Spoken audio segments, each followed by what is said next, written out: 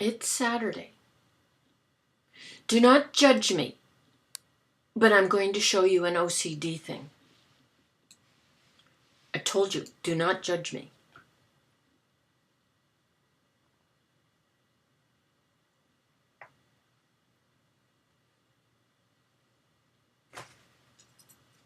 I know, OCD. It's going to make a lot of dishcloths. Years and years and years ago, about a gazillion years ago, when I lived in France, my BFF and I, we left together for France the day after high school ended. We didn't go to prom. We didn't go to celebrate. We left school on the morning that it finished in June, all those years ago.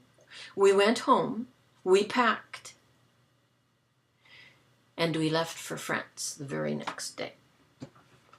And I didn't come back home until 18 months later. And while I was in France, we did a variety of different things, my friend and I. And one of those things, we worked at a youth, I don't know what you call it in English. It was a chantier in French, and it was an opportunity given by a small city in the middle of France to students, mostly from other countries, but not exclusively, to work basically for the city. And they put us up in an empty resident type place. And you did all kinds of different kinds of work. You dug dirt, you fed animals, you cleaned up after animals, you moved rocks, you swept the streets, all kinds of different things. And one of your responsibilities was small teams of 3 would need to be responsible for making meals for this group of young people. And of course, I'm not a cook, I'm not inventive, I didn't want to have to do that, and so whenever I did do it, I ended up being, of course, just a grunt worker, like a mise en place person, where you just to chop things and clean things and prepare things for those who are more skilled and can take on the tasks of the actual cooking. None of that has to do with what I was going to tell you today. It's just background stuff. And during these meals that we would have, at the very beginning of my life in the chantier, and we were there for 5 weeks, my friend and I would see these young people eating what I thought was pudding. And it looked luscious. It looked creamy. It looked like pure white vanilla pudding. And as you can tell by the title of my video and remarks for the day, you can deduce it was yogurt.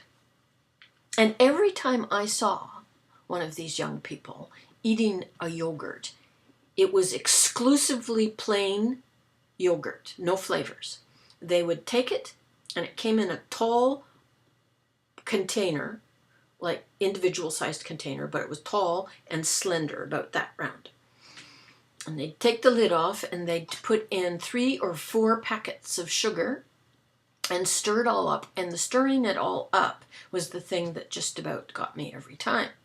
And I said to my friend Barbara, I have to have one of those. Where do you get it? And there were bins of them. So I went over, got it.